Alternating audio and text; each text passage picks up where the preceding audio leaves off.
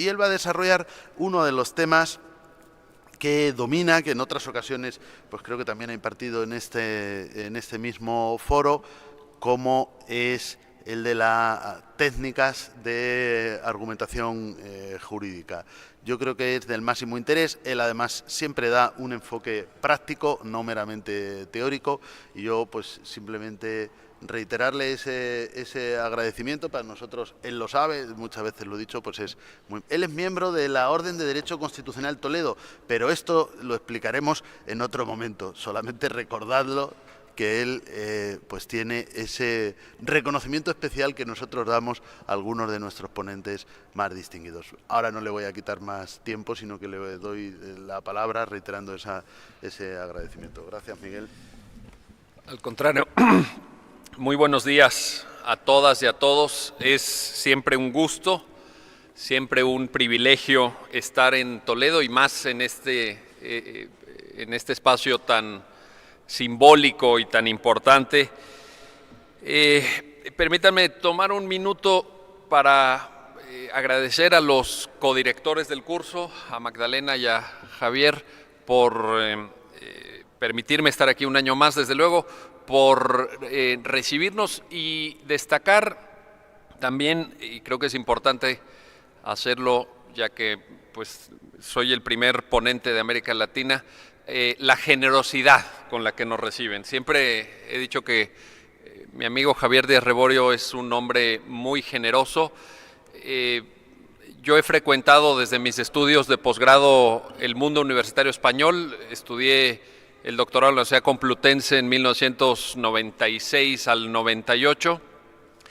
Y con Magdalena casi coincidimos en el Centro de Estudios Constitucionales también, en un famoso programa de Derecho Constitucional y Ciencia Política que los dos estudiamos. Y tengo muchos colegas, amigos, catedráticos en España, y no todos, quiero decirlo así, no todos son tan generosos como Magdalena y Javier. Generosos con su tiempo, generosos con el esfuerzo que hacen, y generosos por recibirnos aquí en Toledo, en este espacio tan digno, y organizar este programa increíble, porque piensen ustedes lo que supone logísticamente traer a 70 ponentes, concentrar a tantas personas, ponentes que vienen de muchísimos países, que tienen agendas complicadísimas, y año tras año concentrar a esos ponentes aquí, además de la logística de traerlos a ustedes aquí también. Que la inscripción de no sé qué, que el que tiene el problema, que no sé qué, en fin. La verdad es que esto es un ejercicio de absoluta generosidad, y yo un año más les quiero reiterar este agradecimiento, y por supuesto a todos ustedes por estar aquí. Hay un área de oportunidad, empiezo ahora ya formalmente la ponencia, hay un área de oportunidad importante para quienes nos dedicamos al derecho constitucional que nos vincula con la práctica. Incluso diría no una, sino dos. En primer lugar, creo que el derecho constitucional tiene que asomarse, tiene que mirar a los temas de la argumentación jurídica. La argumentación jurídica es esencial para cualquier abogado. Todo lo que un abogado hace en la práctica, independientemente de la materia a la que se dedique, independientemente del tipo de trabajo que lleve a cabo en la práctica, requiere dominar la argumentación. Y creo que desde el derecho constitucional hay un área de oportunidad. Creo que hay que sumar los temas argumentativos a la óptica constitucional. Y dos, una segunda área de oportunidad que también me parece que conectaría el derecho constitucional con la práctica. Hay que mirar al derecho ordinario, me refiero a derecho ordinario en el sentido de las diferentes ramas del derecho. Hay que vincular al derecho constitucional con el derecho penal, con el derecho civil, con el derecho laboral, con el derecho mercantil, porque el mayor número de casos donde discurre la vida jurídica para el mayor número de personas son en esas áreas. Si no todo mundo plantea conflictos competenciales, o no todos tienen acceso, aunque en México nuestro juicio de amparo es diferente, pero no todos tienen acceso a un juicio de amparo o a una tutela de derechos como en Colombia, etcétera. Lo que sí tienen son pleitos familiares, pleitos mercantiles, pleitos laborales, Y yo creo que el derecho constitucional tiene que saber hablar a esas personas. El derecho constitucional tiene que mirar también al derecho ordinario y decirle algo para conectar con la práctica. Y ese es un poco el enfoque que quiero darles. Algunas sugerencias, un asomo a este conjunto de problemas. En primer lugar, quiero poner a consideración de ustedes los enormes cambios que han derivado en muchos de nuestros países en América Latina, por las reformas, vamos a llamarla así, de oralidad procesal. Ustedes saben que se está imponiendo en buena parte de nuestros países un nuevo paradigma, un paradigma procesal basado en el principio de oralidad, y creo que ahí hay un reto argumentativo de mucha profundidad. En primer lugar, porque se ha regresado a una mayor relevancia de la retórica. Ese arte que no es nuevo, no podremos decir, está como renaciendo la retórica a partir de las reformas basadas en el paradigma de la oralidad.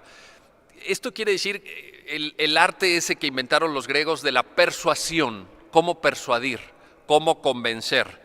En segundo lugar, esto se conecta, en esta clave del nuevo paradigma de oralidad, se conecta con un reforzamiento también de la oratoria. Fíjense que en esto me parece que la formación que recibimos en las escuelas y facultades de Derecho es sumamente deficiente y uno lo ve en la práctica. Uno en la práctica se asoma y de repente ve el desempeño de abogados. Pueden ser abogados postulantes, pueden ser jueces, pueden ser fiscales, que saben de derecho, que saben de los temas sobre los que hablan, pero que no son capaces de comunicar eficazmente. Javier de Reborio y yo hemos conversado muchas veces de esto porque Javier es también, igual que yo, un aficionado intenso a las redes sociales y sabemos que ahora en este mundo del siglo XXI tienes que saber comunicar, tienes que tener capacidades comunicativas, tienes que saber en el paradigma de la oralidad dominar las técnicas oratorias. Ahí hay un área de oportunidad. Y es un área de oportunidad para todos y cada uno de nosotros.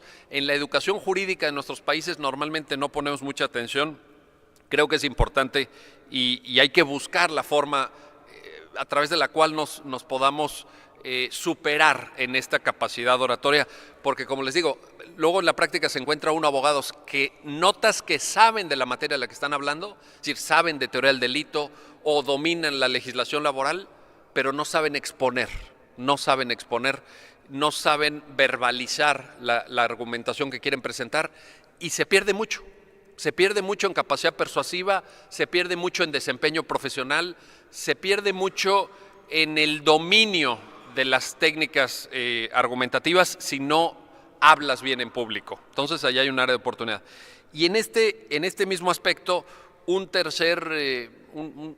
tercera reflexión sería que hay que mejorar nuestra capacidad de formulación de teorías del caso. Este concepto que también en el nuevo paradigma de oralidad se ha ido imponiendo, que es un concepto que ustedes habrán escuchado muchas veces, creo que ahí también tenemos un área de oportunidad, tenemos un área en donde podemos mejorar y hacer mejor nuestro trabajo.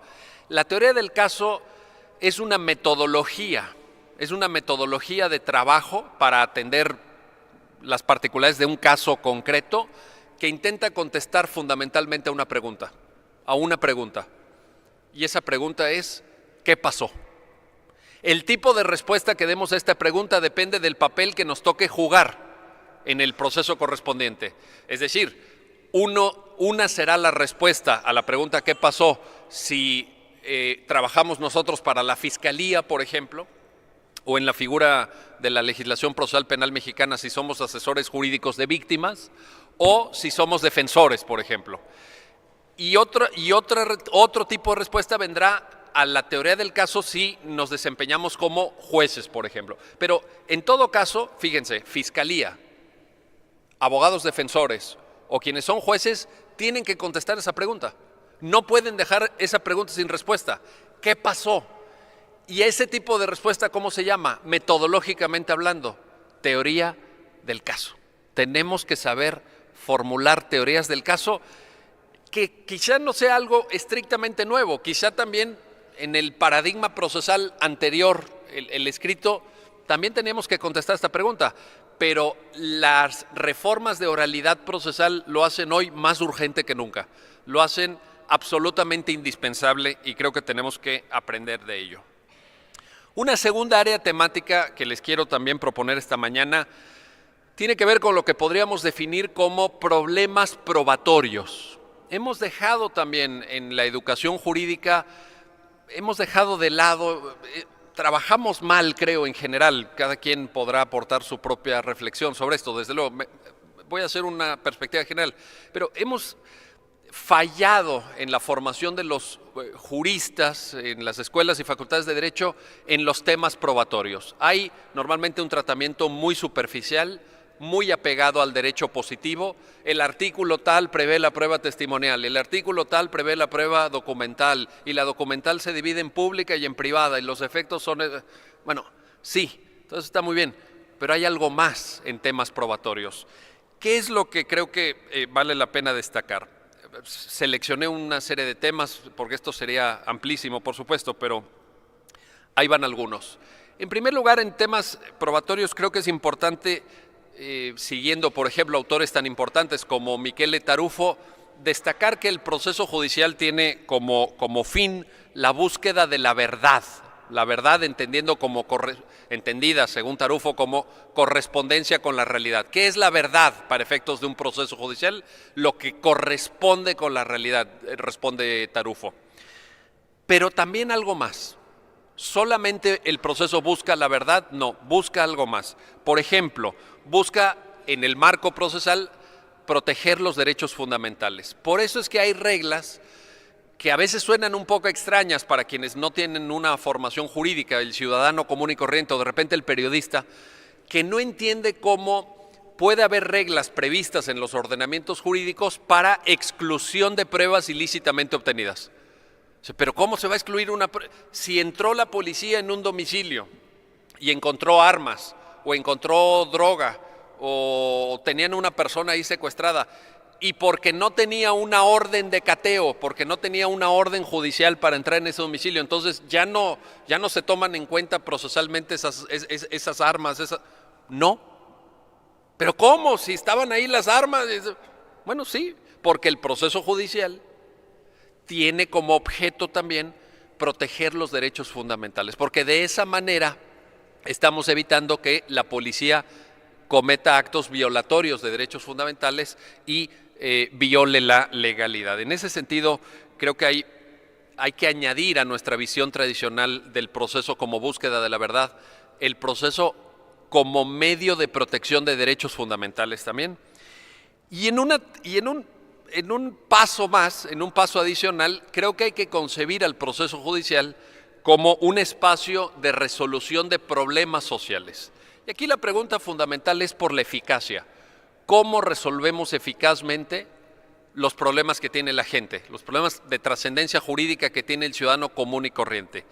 Y en este sentido, los abogados tenemos que pensar también, en América Latina sobre todo, nos tenemos que, lo voy a poner en estos términos, desjudicializar mentalmente.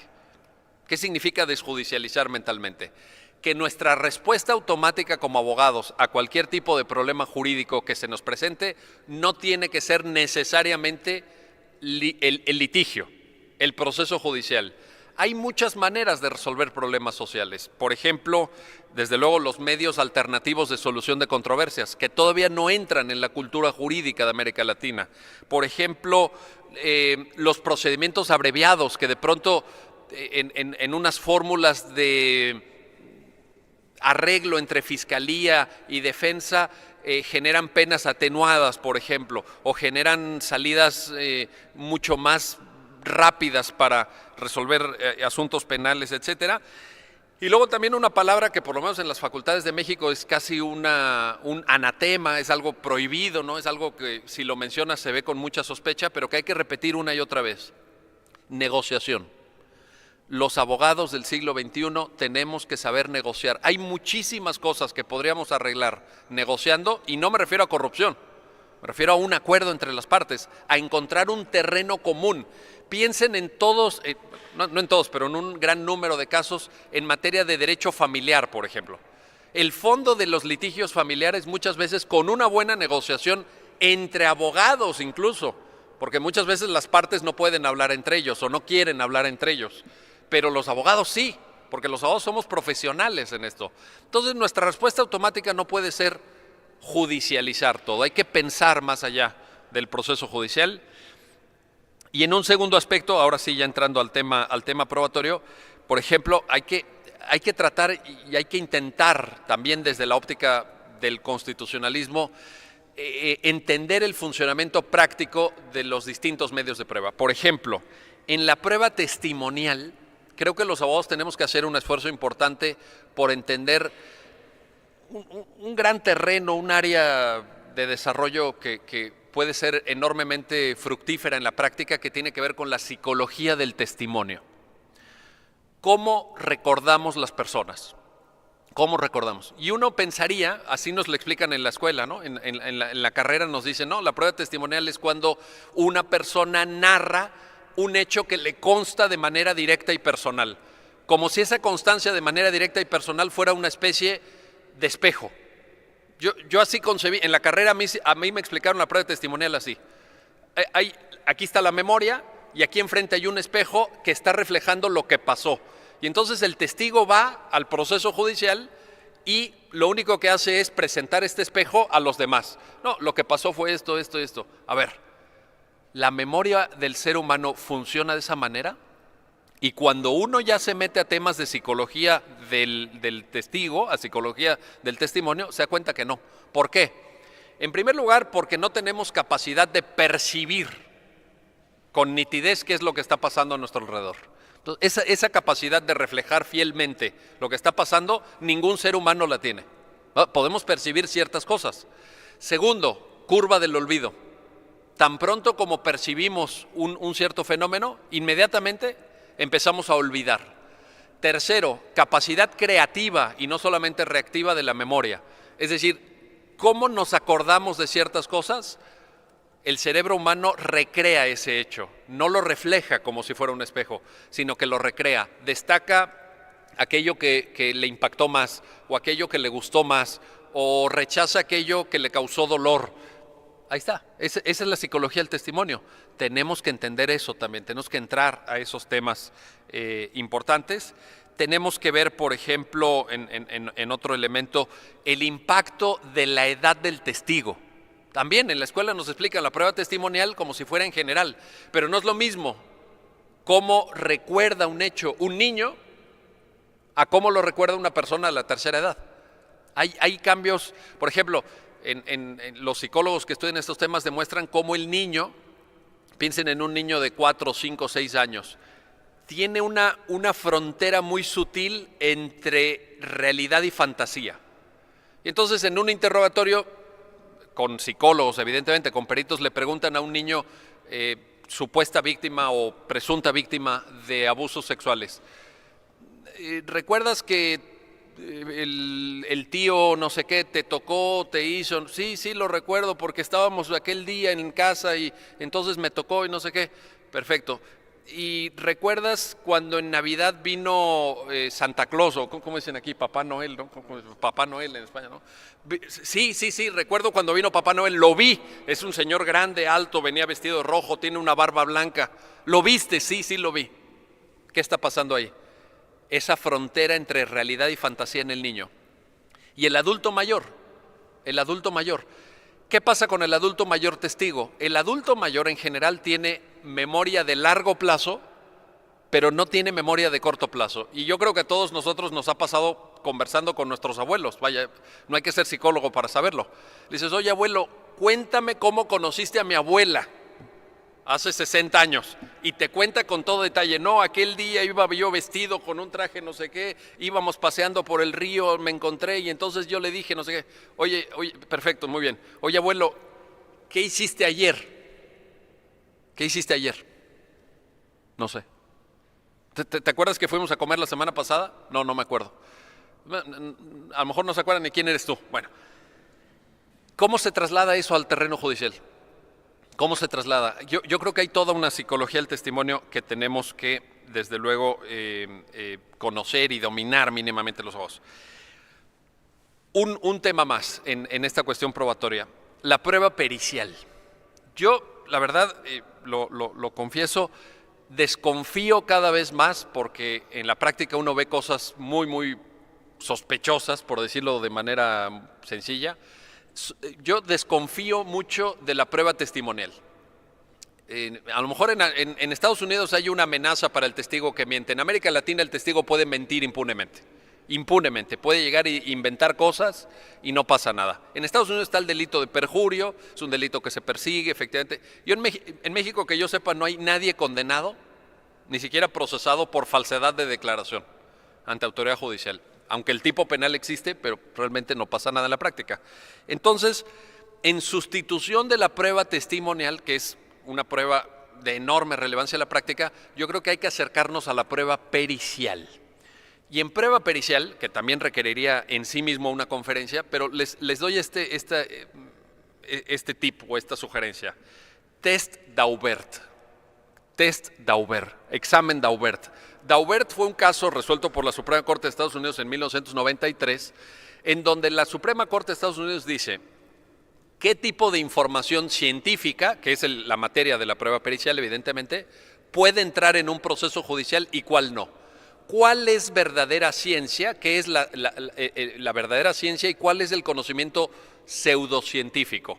Cuando me toca exponer esto en México siempre les pongo el siguiente ejemplo a mis alumnos. Les digo, es la diferencia, ojo, entre la astronomía, como la ciencia que estudia los astros, etcétera, y la astrología, es decir, la de los horóscopos, ¿no? Entonces, no, tú tienes carácter irascible porque cuando naciste Marte estaba alineado con Venus, ¿verdad? Y la Luna estaba en cuarto creciente, y entonces eso hace que te enfades mucho.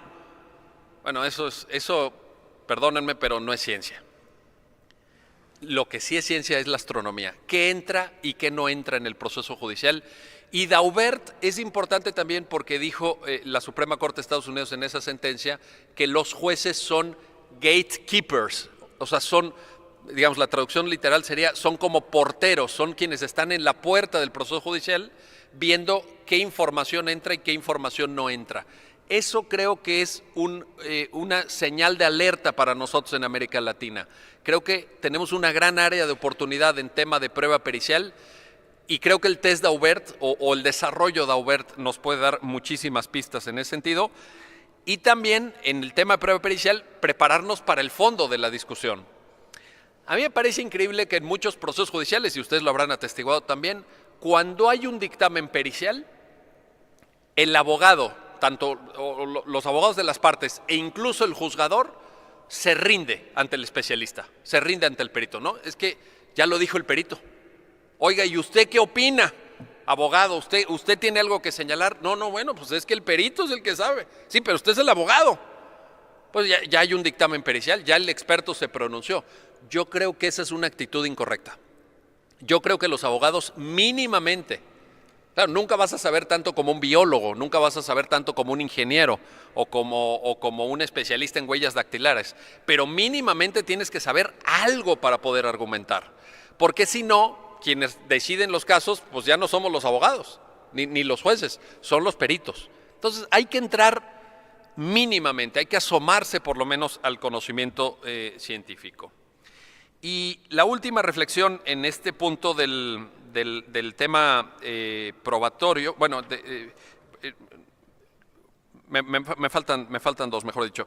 Un tema más en cuestión probatoria tiene que ver con la prueba indiciaria.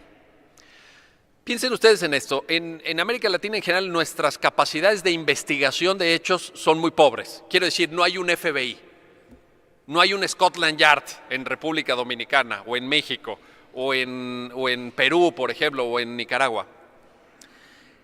Y esto nos obliga muchas veces a contar solamente con pruebas, lo que se llamaba anteriormente prueba indirecta o prueba indiciaria. ¿Se puede llegar a una cierta calidad de verdad procesal solo con prueba indiciaria? Respuesta, sí. Sí se puede llegar, siempre y cuando se reúnan algunos requisitos.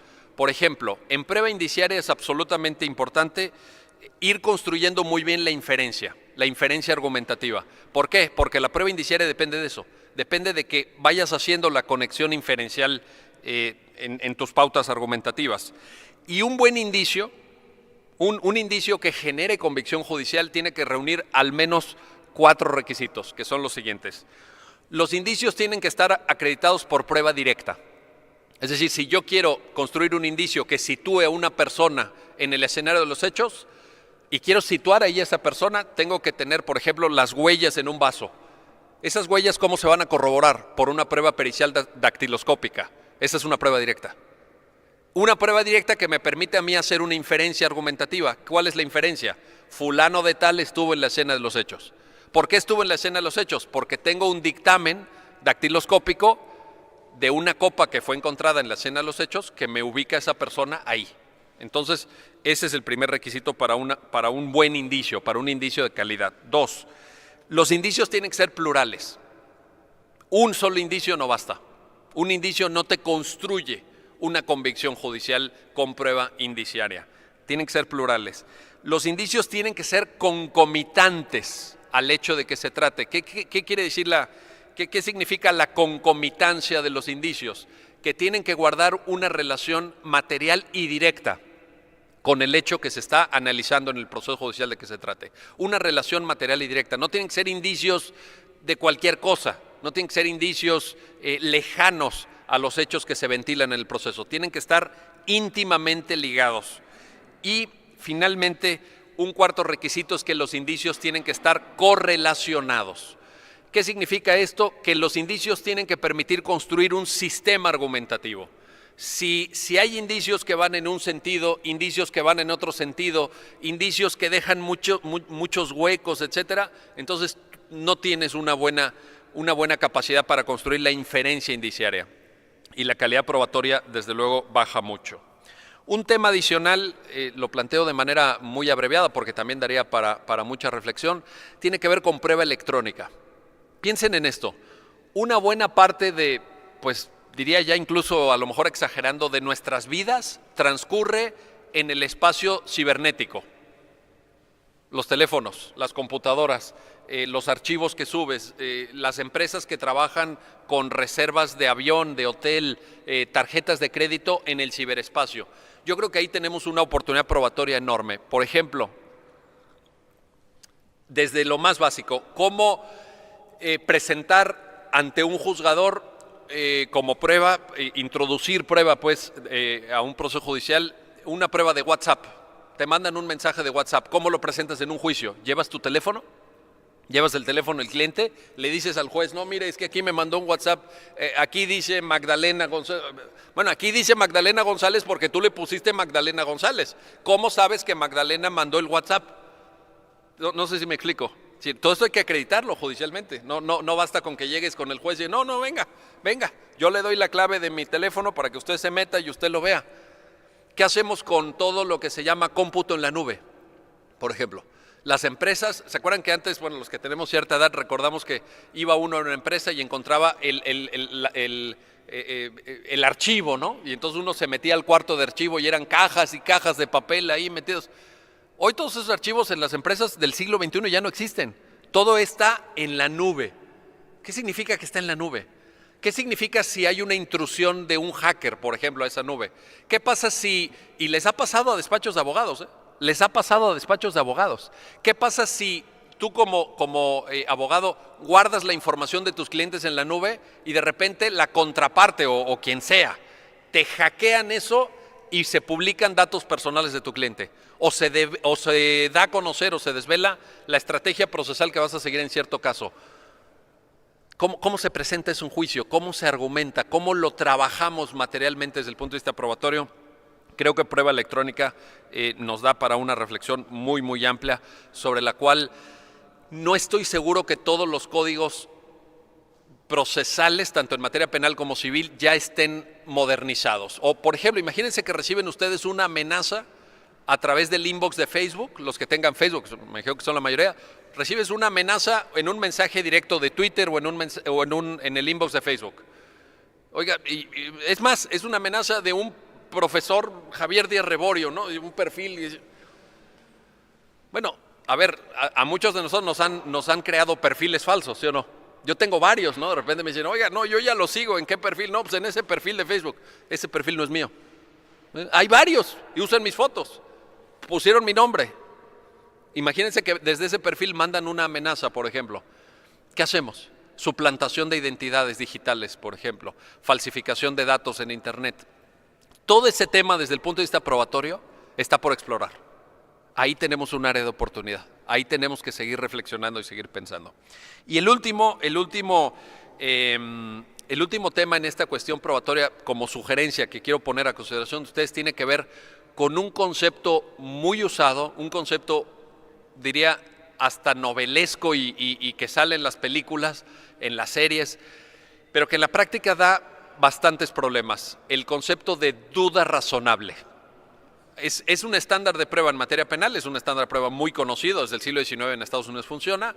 Solo se puede condenar a una persona si se llega a la convicción de su responsabilidad más allá de toda duda razonable. Perfecto. ¿Estamos de acuerdo o no? Hasta ahí, vaya, no les estoy diciendo nada que no sepan. Muy bien. ¿Qué significa duda razonable? ¿Qué significa? Y aquí hay una gran discusión, y hay una gran confusión, creo yo. Desde mi punto de vista, la duda razonable no es algo que tenga que ver con la intuición del juez, ¿no? Es que el juez duda y entonces intuitivamente no sabe si es... No, eso no es duda razonable. Duda razonable no tiene nada que ver con toda aquella escuela que durante décadas sirvió para formar abogados y estudiantes de derecho, de la íntima convicción. ¿Se acuerdan de esta expresión? La íntima convicción del juez. No. La íntima convicción del juzgador, eso es un problema psicológico del juzgador. Eso no es duda razonable tampoco. La duda razonable es una duda basada en la razón. Y si es una duda basada en la razón, es una duda que solamente puede desprenderse del material probatorio que obra en el caso. Solamente.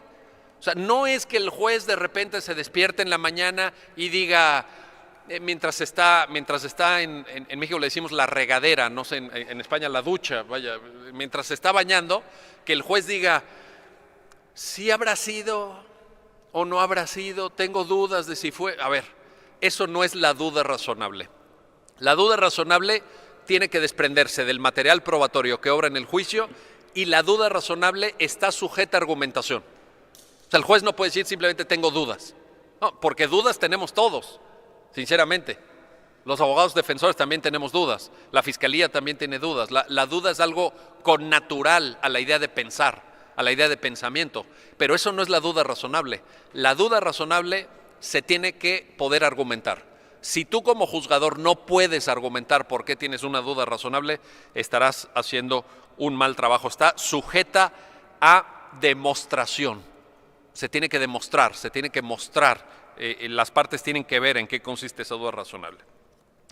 Una tercera área temática que pongo a consideración de ustedes tiene que ver con algo que en la currícula de las escuelas y facultades de Derecho creo que no se aborda y que en la práctica a mí me parece que es absolutamente indispensable, que tiene que ver con los procesos de toma de decisión.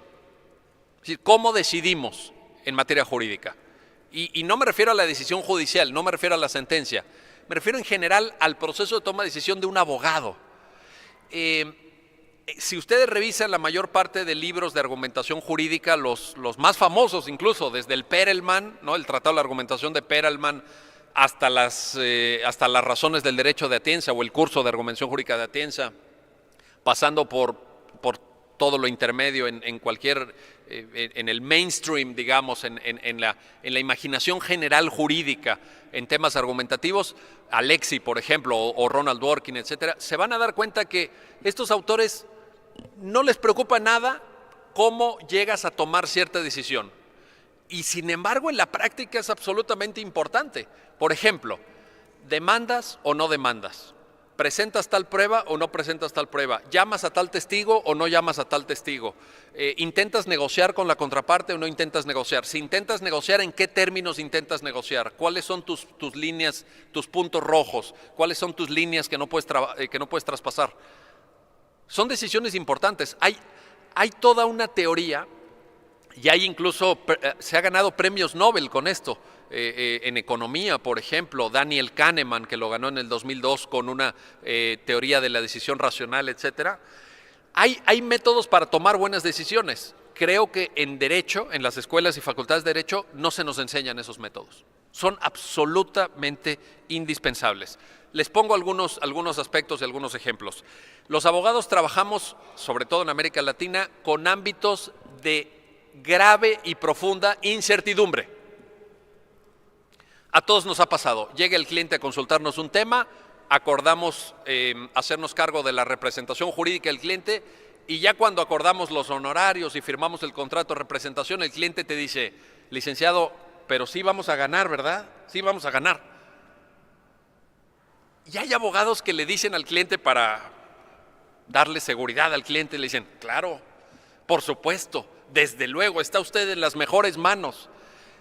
Aquí estamos todos los que estamos aquí somos abogados y aquí lo podemos decir, no se lo vamos a decir a nuestros clientes, aquí sí. La verdad es que uno tiene enormes dudas de si se pueden ganar o no, incluso casos que parezcan obvios. ¿Por qué? En América Latina ustedes lo saben. Tú dices, voy a demandar, perfecto, es una moneda al aire. Uno, no sabes en qué juzgado va a caer y no sabes ese juez qué ideas tenga o cómo resuelva, etcétera. Segundo, te vas a enfrentar a cantidad de artimañas de la contraparte que puede, dentro de la ley, no me refiero a corrupción, dentro de la ley, alargar el proceso muchísimos años. Y a lo mejor el propio cliente se cansa y el propio cliente te dice, no, licenciado, pero ¿cómo? Ya pasaron 3 años y usted no me resuelve nada, mire, y usted ya cobró los honorarios. No depende de ti. Tenemos que trabajar con incertidumbre. Eso es algo que ya de entrada te condiciona una serie de toma de decisiones. Segundo, tenemos que definir opciones de defensa, opciones procesales. Por ejemplo, esto que les decía, vamos a un medio alternativo, solución de controversias, judicializamos una causa, si la judicializamos, ¿en qué términos? O por ejemplo, en México, planteamos un amparo o nos vamos por un medio ordinario de defensa o una acción de tutela en Colombia, etcétera. Otro elemento en procesos de toma de decisión, evaluación de costos. Cada tipo de solución a problemas jurídicos conlleva una serie de costos. Y cuando hablamos de costos, inmediatamente uno imagina costos económicos. Sí, ciertamente, costos económicos. Ningún litigio es gratuito. Ningún medio alternativo es absolutamente gratuito, aunque lo sean en la ley. Quiero decir que cuestan dinero mínimamente. Pero hay otro tipo de costos, y lo apunto nada más para la consideración de ustedes. Los costos psicológicos. Imagínense, no para nosotros, porque nosotros somos profesionales del derecho y conocemos la materia y conocemos la secuela procesal, etcétera. Pero imagínense para un ciudadano común y corriente verse inmerso en un proceso penal, por ejemplo, en una investigación penal. Un ciudadano que de repente, sin tener la menor idea, tiene que ir a prestar testimonio en un proceso laboral, que para nosotros puede ser rutinario, puede ser de todos los días, pero el ciudadano de repente le dicen, y si usted miente, se hace acreedor a las penas de prisión. Y entonces el ciudadano pues, se lo cree, ¿no? Porque no sabe que en la práctica no pasa nada, pero el ciudadano dice, 6 años de prisión, ¿no? Bueno, eso es un costo psicológico. La gente desde el día antes ya está nerviosa. No sé si a ustedes les ha pasado. Hay testigos que se ponen tan nerviosos que el día de la audiencia donde tienen que prestar testimonio no llevan su identificación oficial. A mí me ha pasado. Entonces llega el testigo a la audiencia, bueno, identifíquese ante el tribunal, porque usted es el testigo Javier Díaz Reborio, identifíquese que usted es Javier Díaz Reborio. No traigo la identificación. Perdimos la prueba. Perdimos la prueba por estar nervioso el testigo. O sea, son cosas que en la escuela de Derecho no te lo explican, pero que luego en la práctica son necesarias. Entonces los costos y luego las decisiones relacionadas. Esto también es muy importante.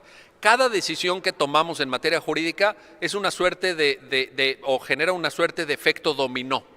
Tiene un impacto sobre otras decisiones. Por ejemplo, me gusta siempre poner este caso. Cuando llegan algunos posibles clientes y me plantean temas vinculados con derecho mercantil, empresas, etcétera, que te hacen alguna consulta para plantear eventualmente algún juicio, en fin, en materia mercantil, la primera pregunta que siempre les hago es, de acuerdo, ¿ustedes quieren que demandemos a esta otra empresa con la cual ustedes tienen algún tipo de relación? Muy bien.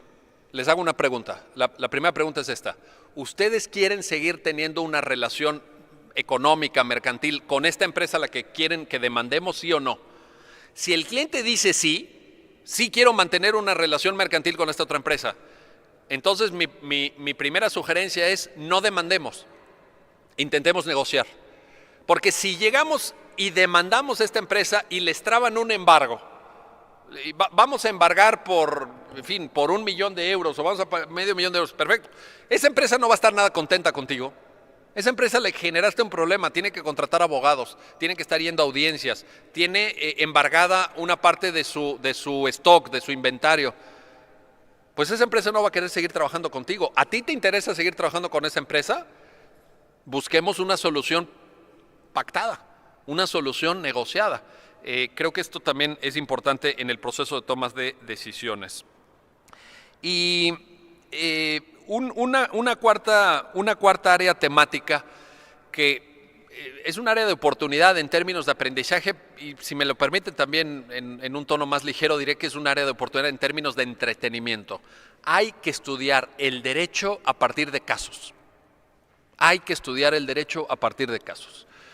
El método del caso, que en América Latina creo que no nos gusta porque lo identificamos con Estados Unidos. Y como según algunos de nuestros países, todo en Estados Unidos es malo y todo Estados Unidos es Donald Trump y son los imperialistas y toda esta historia que nos han vendido en la educación primaria que es totalmente falsa. Cualquiera que conozca a Estados Unidos lo sabe, pero en fin, tenemos muy introyectada esa idea. No, todo lo que viene de Estados Unidos es malo. Pues no, no es malo. Y la educación de casos, como se usa en Estados Unidos, es muy buena. Y es muy formativa. Yo creo que ahí tenemos áreas de oportunidad. Por ejemplo, a mí me gusta, y lo he estudiado mucho en los últimos años, este famoso caso de un jugador de fútbol americano que se llama O.J. Simpson. No sé si han escuchado, hay documentales, hay una serie en Netflix incluso por ahí que les recomiendo mucho. ¿Por qué Simpson, acusado de 2 homicidios de su exesposa y de un amigo de su exesposa, por qué Simpson pudo lograr una sentencia absolutoria ante un jurado en California, en Los Ángeles?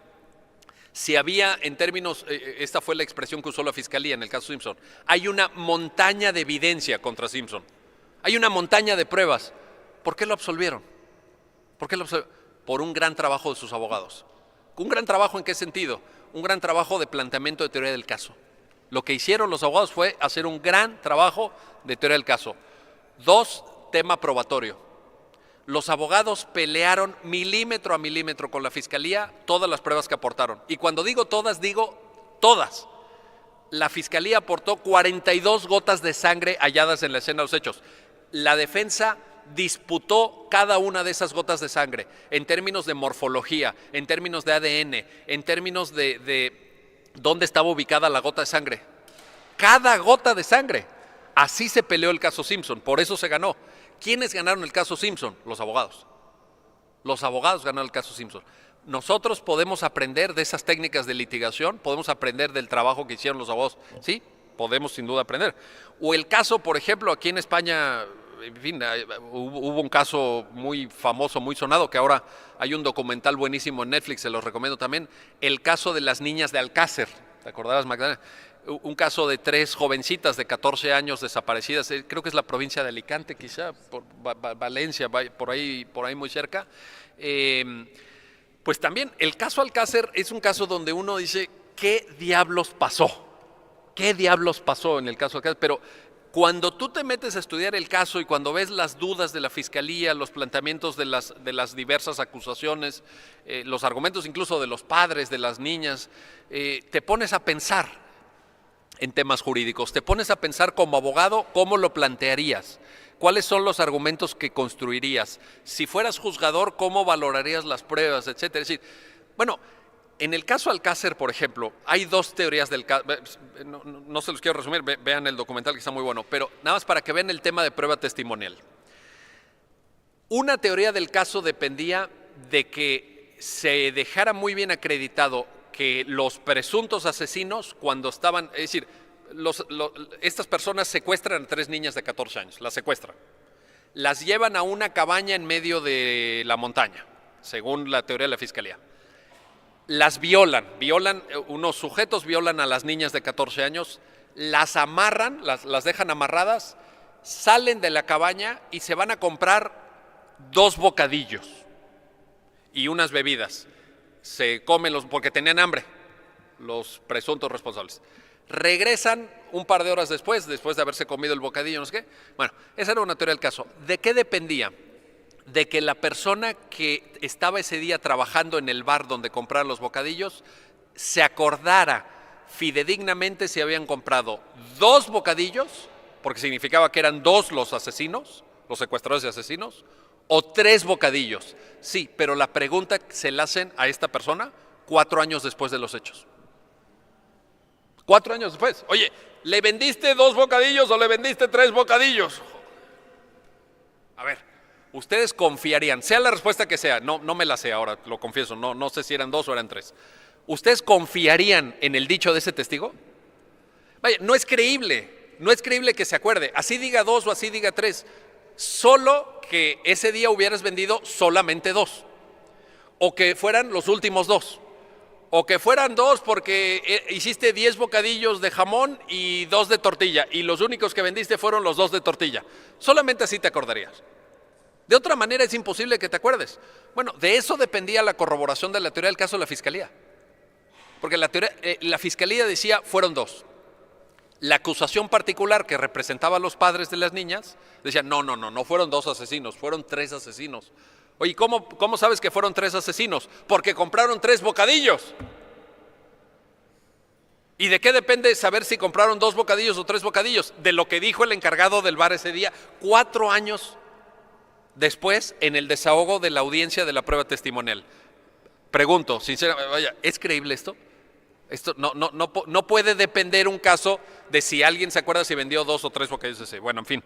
Entonces lo que les quiero decir para ir terminando es que tenemos un área de oportunidad ahí muy grande también, estudiando casos. Además es fascinante, con muchos de mis alumnos lo hacemos en los cursos de maestría, en los diplomas. Casos.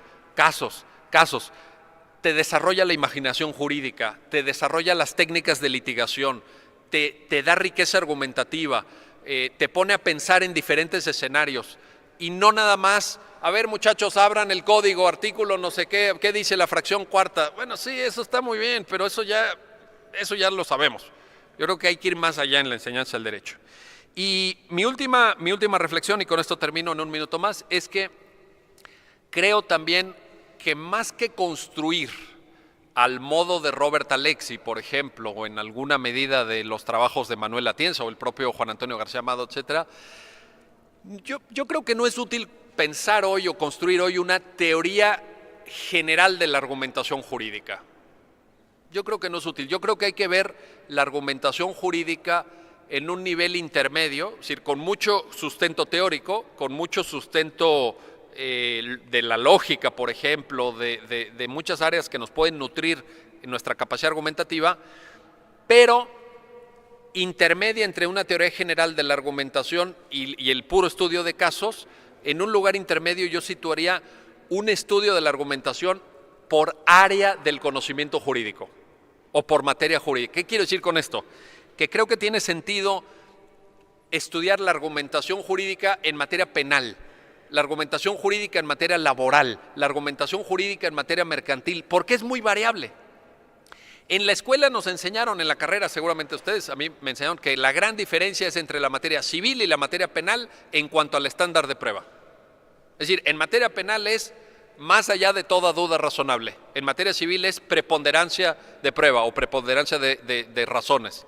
En otras palabras, si tú quieres dictar una sentencia condenatoria en materia penal, tienes que estar 90% seguro de que el imputado efectivamente realizó los hechos por los cuales se les acusa. En materia civil tiene que ser el 51%.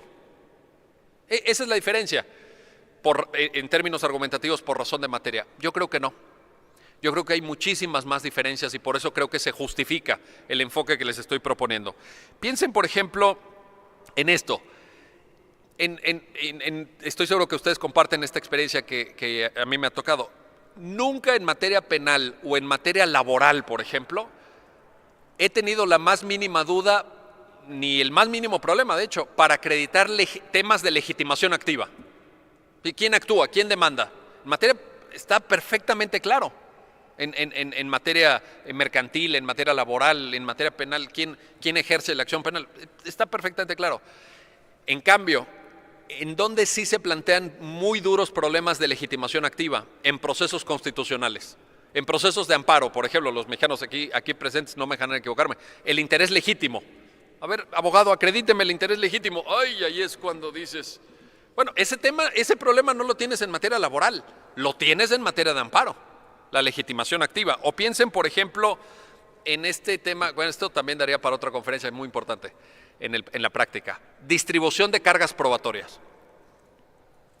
Pues es muy diferente la distribución de cargas probatorias en un proceso mercantil que es 100% contradictorio, que hay absoluta simetría entre las partes, que en un proceso laboral, en donde, pues en proceso laboral tienes enormes, por ejemplo, si defiendes empresas, si defiendes a patrones, tienes enormes cargas probatorias en contra, enormes cargas probatorias.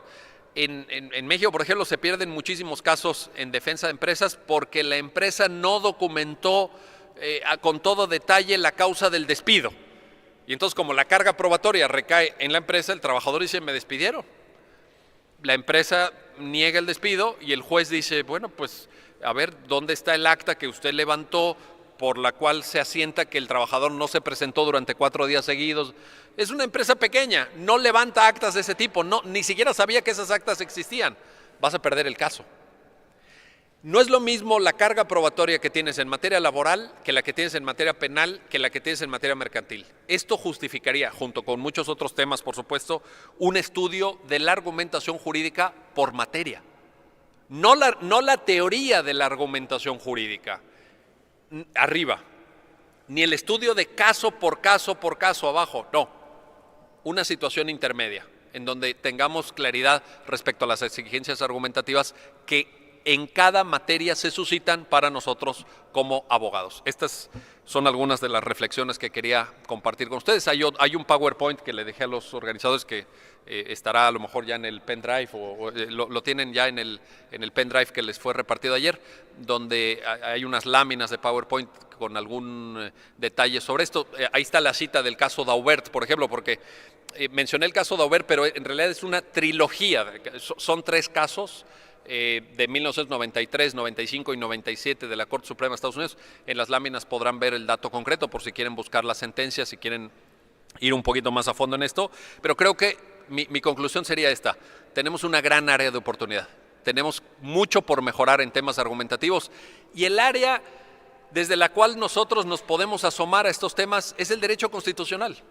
El derecho constitucional tiene que abrirse a la argumentación jurídica y tiene que saber dialogar con las materias sustantivas del ordenamiento. El derecho constitucional tiene que dialogar con el derecho penal, con el derecho laboral, con el derecho civil, y tiene que decirle algo desde el constitucionalismo a los abogados que llevan ese tipo de asuntos. Muchas gracias por su atención.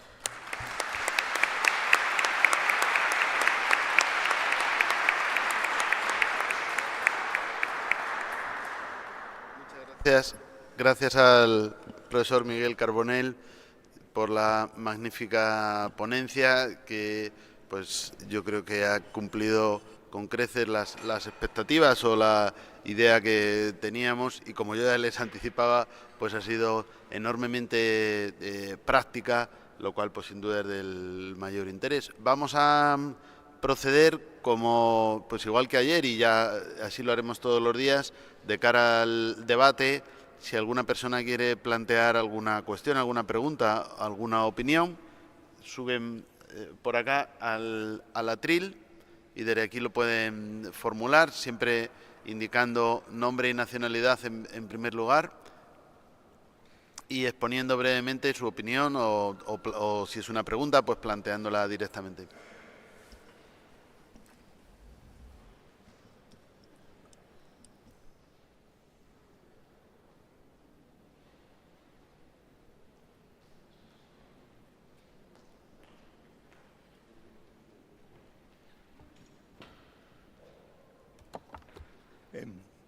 Muy buenos días al doctor Carbonell, a los académicos presentes y a los colegas del día de hoy. Aunque no soy todavía abuelo, recordando su metáfora, la memoria mía de corto plazo ya es frágil, así que me traje mis desordenados apuntes para hacer 2 preguntas. La primera se refiere a, entrando usted nos ha metido de lleno en el tema del litigio, ¿ya? Y en ese marco me interesaría saber, digamos, en estos días que combinando un poco las materias que hemos visto. La presentación del doctor Perfecto Andrés Ibáñez ayer mencionó los riesgos del ejercicio de la judicatura desde el punto de vista de las dificultades que tiene que enfrentar el día de hoy, que no eran tan frecuentes antes, en que el juez estaba casi después de Dios, y ahora los jueces están en cuestión.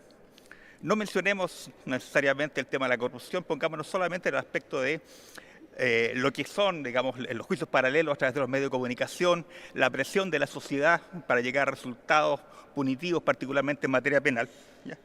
Los jueces en ese marco, digamos, están enfrentándose a muchos factores, también al tema del populismo penal, que tiene una raíz procesal en cuanto a una reducción de las garantías y, por otra parte, una maximización de lo punitivo. Y en todo ese escenario, ¿hacia dónde siente usted, hacia dónde cree usted que se mueve la judicatura? ¿O qué lugar están dando los jueces? ¿O qué debemos esperar? ¿Cuál sería el estado del arte de la judicatura en materia de atención a la argumentación jurídica? Esa sería la primera pregunta. La segunda tiene que ver con un tema que usted mencionó en varias oportunidades, me refiero al aspecto de desjudicialización, fundamentalmente la salida alterna.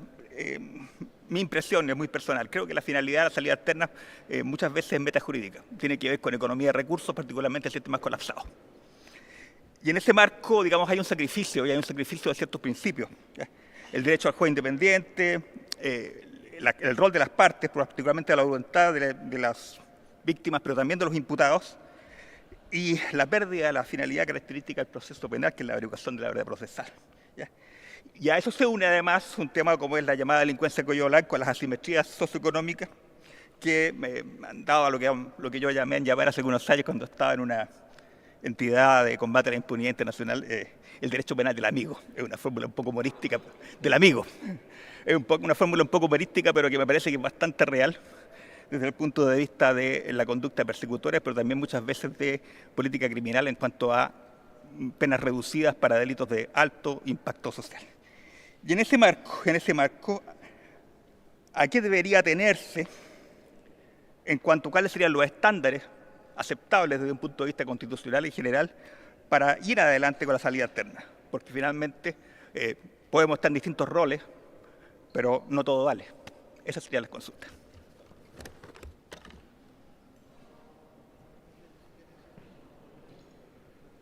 Bueno, vamos a agrupar varias respuestas para que ustedes puedan intervenir. Entonces puede subir otra persona y cuando el ponente quiera, pues va contestando.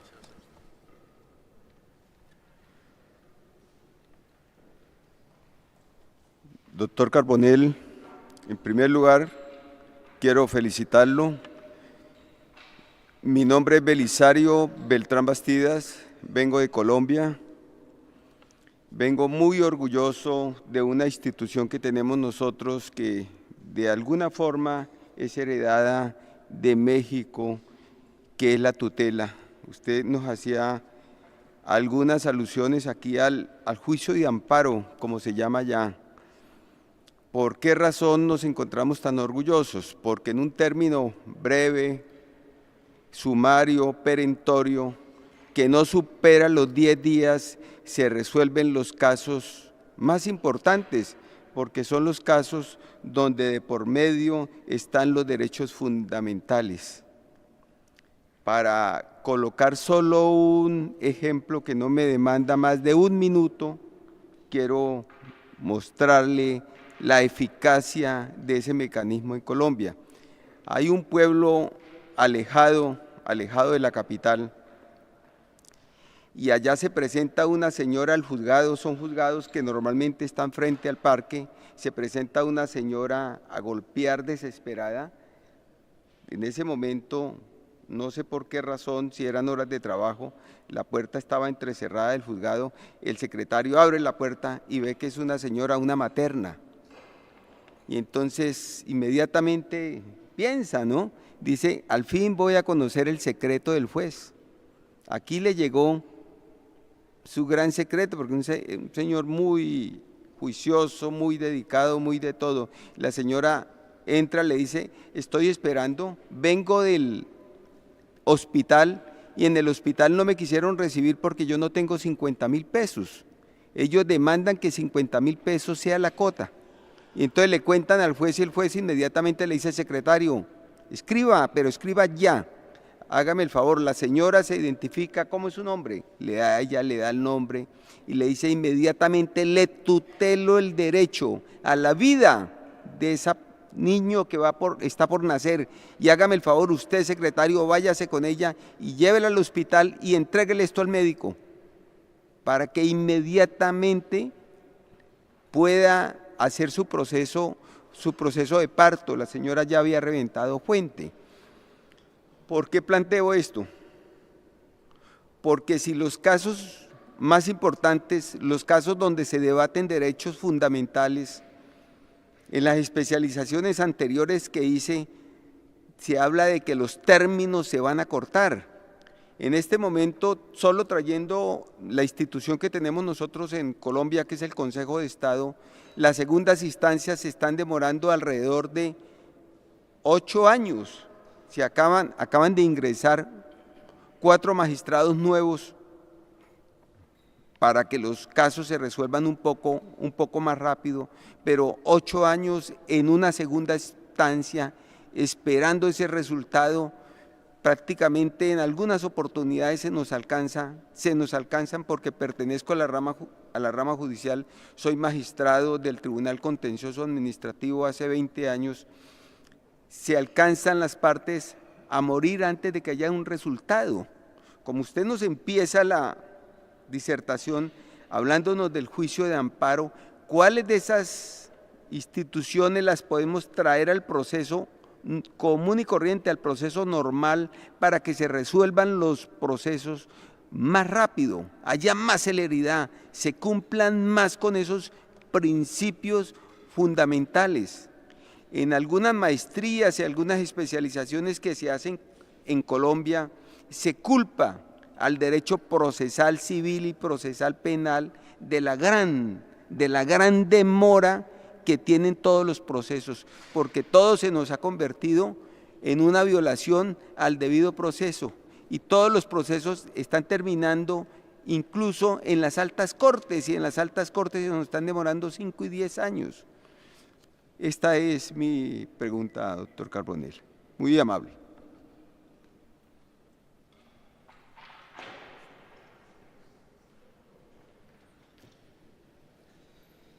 Buen día, felicitaciones, profesor Carbonell. Soy Marco Navas de la Universidad Andina, formo parte del equipo de profesores Optin. Comparto la aseveración de que cada rama del derecho, por así decirlo, tiene su lógica de argumentación. Pero, ¿qué sucede con este fenómeno que se ha dado en llamar la constitucionalización del derecho? Podría decirse en general del derecho, y del derecho privado en particular. Entonces, la pregunta sería, o la inquietud sería, ¿cómo la lógica que viene desde el derecho constitucional puede ir cambiando los tipos de argumentación? Pues ese era el tema de hoy, ¿no es cierto? Los tipos de argumentación que se puedan generar en casos y situaciones que vengan del derecho privado o que vengan del derecho penal.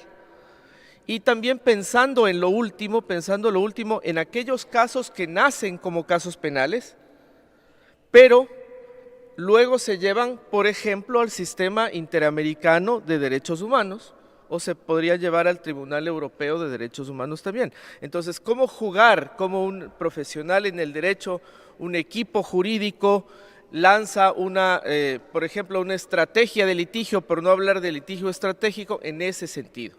Gracias.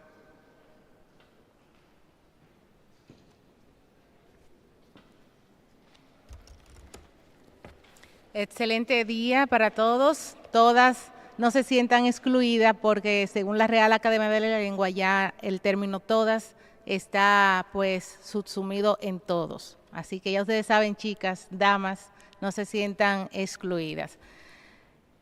Excelente día, doctor. Agradecemos grandemente la generosidad de su disertación, muy pedagógica, como si estuviéramos en la escuela primaria del derecho.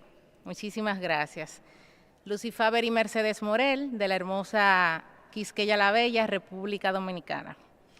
Mi pregunta va dirigida a un planteamiento muy responsable que queremos felicitar y aplaudir de parte suya al decir que muchos jueces, fiscales y abogados pues tenemos deficiencia, carecemos de las técnicas de la oralidad efectiva.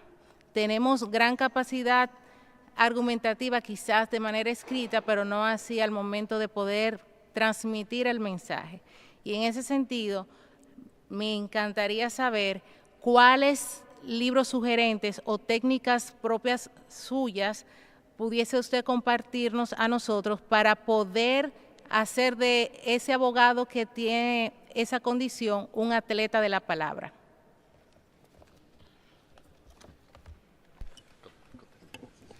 Bueno, muchísimas gracias por las preguntas que, pues la verdad es que son preguntas muy profundas que demuestran, pues no solamente la atención que pusieron a la explicación, sino verdaderamente un conocimiento muy profundo de quienes lo plantearon. A ver, yo estoy de acuerdo en que hoy en día el ejercicio de la función judicial se ha vuelto enormemente complejo. Es decir, hay una serie de temas procesales de gran complejidad que escapan incluso al ámbito nacional de la jurisdicción. Es decir, siempre pensamos en la jurisdicción como áreas de competencia definidas, ya sea por territorio, ya sea por materia, ya sea por cuantía, etcétera, cuando la verdad es que hay muchos fenómenos hoy que son transnacionales. Ayer en la comida de profesores, conversando con el profesor Luigi Ferraioli, se acordará Javier, hablábamos de cómo combatir efectivamente la corrupción. Hoy la corrupción es transnacional.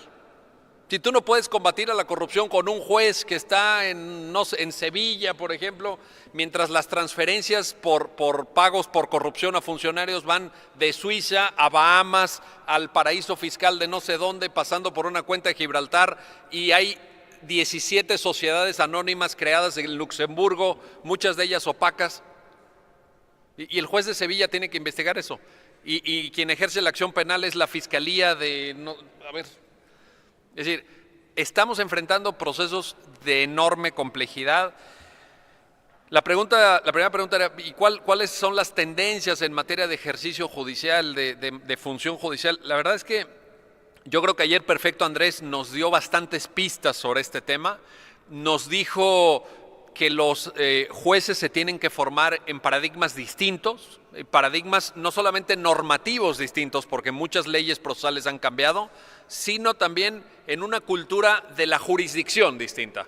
Y ahí es donde creo que tenemos un enorme reto. Creo que tenemos que ir a jueces mucho más especializados por razón de materia. En México, en otros países de América Latina, se están planteando juicios que es prácticamente imposible que un abogado, por mejor abogado que sea, pueda conocer la materia que se tratan. Me refiero a juicios en materia, por ejemplo, de telecomunicaciones.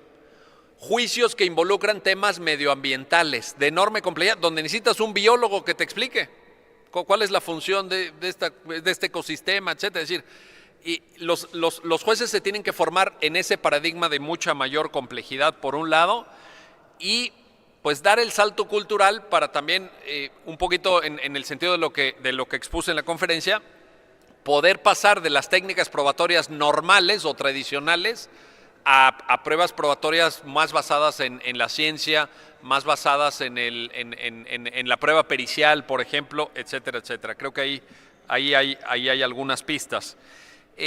¿Cuáles son los estándares aceptables? Era la segunda pregunta del primer participante en materia de solución, de medios alternativos de solución de controversias. Bueno, yo creo que son bastante conocidos los estándares, por ejemplo, voluntariedad, si las partes tienen que estar de acuerdo, por ejemplo, confidencialidad de los medios alternativos. Si tú vas y ofreces vaya, lo digo en estos términos, eres muy sincero en el medio alternativo, pues que eso no lo pueden usar en tu contra en un proceso judicial si luego no hay acuerdo. Es importante que sean secreto, todo lo que se diga ahí tiene que ser confidencial. Fijar fronteras, porque hay temas donde no es tan sencillo o no se debería prestar tanto el medio alternativo. Es decir, en delitos, por ejemplo, esto ha sido muy discutido, pero en delitos de violencia de género, ¿qué haces? ¿Te pones a negociar le pegaron a no sé quién, o hubo violencia física en una relación afectiva. Ahí el medio alternativo es enormemente difícil. Yo creo que esa sería una frontera que no se debería de poder traspasar, creo, aunque la discusión está abierta, por supuesto. Entonces yo creo que hay una serie de estándares que sin duda podemos ir construyendo y en parte ya se han construido. Lo que sí quiero dejar claro, porque también lo dijo la primera persona que preguntó, es que en el uso de medios alternativos de solución de controversias sí hay ahorros importantes y los abogados nos tenemos que hacer cargo de eso. Y el primero y más obvio ahorro en un medio alternativo es el ahorro del tiempo. Y a mí sí me gusta esta frase que dicen mucho en Estados Unidos: time is money. El tiempo es dinero, es decir, vaya, lo traduciría de otra forma, pero el tiempo tiene un valor, a lo mejor no necesariamente un valor económico, pero el tiempo para las partes que litigan es un recurso valioso.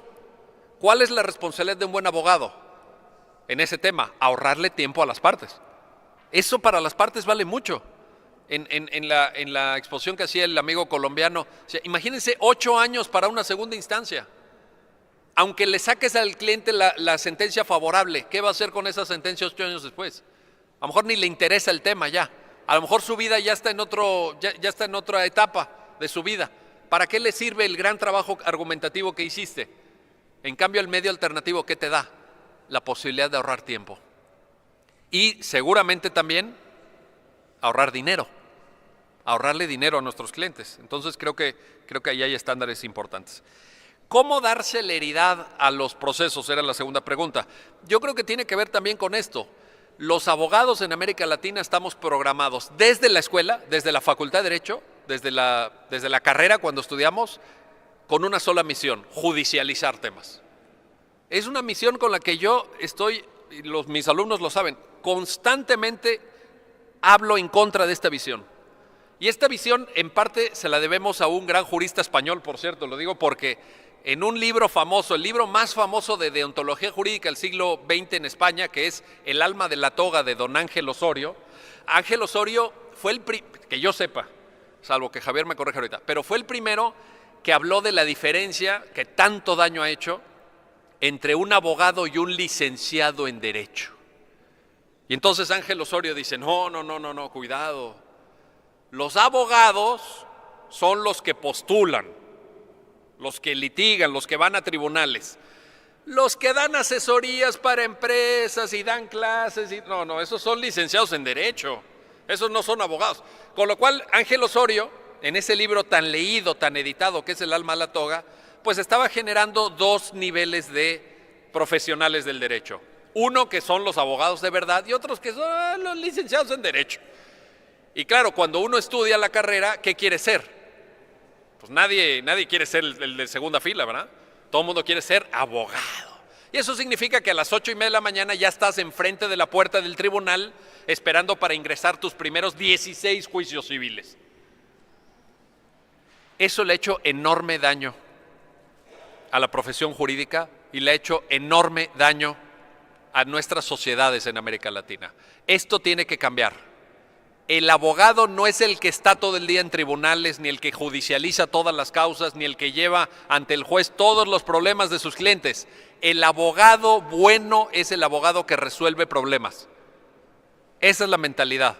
Entonces, ¿cómo darle, por ejemplo, cómo darle celeridad? Hay jurisprudencia de la Corte Interamericana respecto al tema de la dilación indebida de los procesos, donde dice, uno de los 4 elementos a tomar en cuenta que define la jurisprudencia interamericana es la actuación de las partes. ¿Por qué? Para nosotros como abogados litigantes es muy sencillo alargar un proceso. Ofreces una prueba difícil de desahogar. Vayan a notificar a un testigo, por ejemplo en México, ahí en un domicilio conocido de la sierra del estado de Durango. Listo, vayan y notifíquenle porque estoy ejerciendo mi derecho a la defensa. O vayan a notificar a un migrante que vive en California, mexicano pero que vive en California. Vayan y notifíquenle ahí en Los Ángeles, ¿verdad? Y con eso atoras el proceso 2 años. 2 años, pero tú dices, no, estoy ejerciendo mi derecho a la defensa. Si no se desahoga este testimonio, no permito el cierre de instrucción. ¿Cómo va a haber celeridad procesal así? No hay manera. Entonces también depende mucho de nosotros. Ayer Perfecto Andrés Ibáñez nos daba esta pista, el cambio cultural. Se refería él a los jueces. Yo hoy lo extiendo, lo alargo, lo complemento. todos los abogados. Todos los abogados tenemos que tener ese cambio cultural. El mayor obstáculo a la modernización jurídica en nuestros países, ¿saben dónde está? Uno diría, la fiscalía que no funciona, los jueces que son corruptos. No, el mayor obstáculo a la modernización jurídica en nuestros países está aquí adentro de nuestras cabezas. Lo primero que tenemos que cambiar es la forma de pensar de los abogados. Y con eso, créanme que muchos procesos irán mucho más rápido. Marco Navas pregunta, la verdad es que, ¿dónde estás, Marco? No te veo. Marco, gracias por la pregunta. No quise entrar por este concepto, lo quise plantear de forma distinta, pero yo creo que tú lo hiciste mucho mejor. El concepto clave para que el derecho constitucional hable con las distintas ramas del derecho se llama constitucionalización del ordenamiento jurídico. En ese famoso artículo de Ricardo Guastini del 2003, que nosotros tradujimos, bueno, que se tradujo en México y luego incorporamos a la compilación de Trota de neoconstitucionalismos, está explicado perfectamente. Guastini dice, los ordenamientos jurídicos contemporáneos se han constitucionalizado, es decir, las bases del derecho civil están en la Constitución, principio de igualdad, por ejemplo. Las bases del derecho procesal están en la Constitución, reglas del debido proceso. Las bases del derecho procesal penal están en la Constitución, presunción de inocencia, garantías del proceso penal, claro. Esto está perfectamente explicado en el texto de Guastini y los remito a su lectura, creo que se puede encontrar incluso en línea, no sé, pero si no lo publicó Trota. Y voy un paso más allá, Marco. Hoy hablamos no solamente de constitucionalización del derecho, como lo hizo Guastini en el 2003. Hoy hablamos también, este es el paso más allá, de convencionalización del derecho. Es decir, el derecho ya no solamente está constitucionalizado, el derecho hoy día en nuestros países de América Latina está convencionalizado también, y esto creo que es muy importante. Y la última pregunta, y con esto termino, es que tiene que ver con las técnicas de oratoria de la compañera de República Dominicana. A la pregunta de cuáles serían mis sugerencias para las técnicas de oratoria, la verdad es que no tengo muy buenas respuestas. Lo que puedo decir es que creo que la oratoria, la capacidad de hablar y de hablar bien en público se obtiene no leyendo libros, sino hablando en público. Es decir, lo que cuenta es la práctica, como en tantas otras cosas, es como andar en bicicleta. Yo les puedo dar una explicación teórica de cómo andar en bicicleta, etcétera, pero yo creo que ustedes, si quieren andar bien en bicicleta, se tienen que subir a la bicicleta, o como nadar. Les puedo poner fotografías de gente que nada y les puedo dar la explicación teórica de nadar, pero se tendrán que tirar a la piscina para saber nadar. Entonces la oratoria es lo mismo. Una pequeñísima sugerencia práctica, ensayen. Y cuando ensayen en sus casas, en sus despachos, en sus oficinas, con algún colega, grábense y véanse. Mire, cuando ustedes ya se ven hablar, dicen, ay, oye, gesticulo mucho, o no muevo las manos, o no soy claro. Bueno, ahí está. Se pueden ir perfeccionando la parte oratoria con eso, pero realmente se requiere práctica. No, hacer una lista de consejos teóricos yo creo que es difícil. Hay técnicas, por supuesto, de respiración. Hay quien dice la postura. Si tú quieres hablar bien en público, tienes que tirar para atrás los hombros, por ejemplo. Sacar el pecho para que la respiración, el diafragma, bueno, en fin, son cosas, pero yo la verdad es que nunca estudié eso y pues, en fin, no me siento incómodo hablando en público, pero ciertamente la práctica es importante. Gracias nuevamente por su atención. Muchísimas gracias.